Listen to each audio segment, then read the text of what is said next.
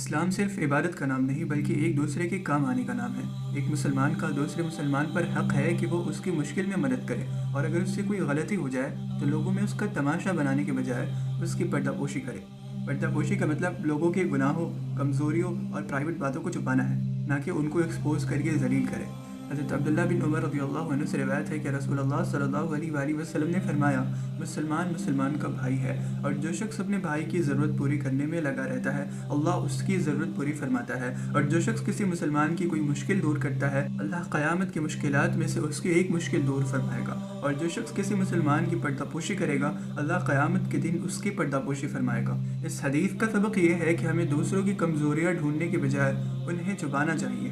جب ہم کسی کے گناہوں یا غلطیوں پر پردہ ڈالتے ہیں تو اللہ ہمارے گناہوں کو قیامت کے دن سب کے سامنے ظاہر نہیں کرے گا۔ دوسروں کی مدد کرنا دراصل اپنی آخرت سدھارنا ہے۔ حضرت ابوبکر صدیق رضی اللہ عنہ کے دور میں ایک بار حضرت عمر رضی اللہ عنہ نے دیکھا کہ حضرت ابوبکر رضی اللہ عنہ روزانہ فجر کے بعد مدینے کے باہر ایک پرانی جھوپڑی میں جاتے ہیں اور کچھ دیر بعد باہر آتے ہیں۔ حضرت عمر رضی اللہ عنہ نے ایک دن چھپ کر دیکھا کہ وہاں کیا ہے۔ جب حضرت ابوبکر رضی اللہ عنہ چلے گئے، حضرت عمر رضی اللہ عنہ اندر داخل ہوئے۔ وہاں ایک اندھی اور اپاہج بڑھیا تھی۔ پوچھا گیا کہ یہ شخص جو یہاں آتا ہے وہ کون ہے؟ بڑھیا نے کہا، میں نہیں جانتی، لیکن وہ روز آتا ہے، میرا گھر صاف کرتا ہے، میرے لیے کھانا بناتا ہے اور چلا جاتا ہے۔ حضرت عمر رضی اللہ عنہ یہ دیکھ کر رو پڑے اور کہا، ابوبکر، آپ نے اپنے بعد آنے والوں کے لیے خدمت کا بہت مشکل معیار قائم کر دیا ہے۔ خلیفہ وقت ہونے کے باوجود حضرت ابوبکر رضی اللہ عنہ نے ایک بے سہارا عورت کی خدمت کو اپنا مقصد بنایا اور اس سے بالکل راز رکھا تاکہ دکھاوا نہ ہو۔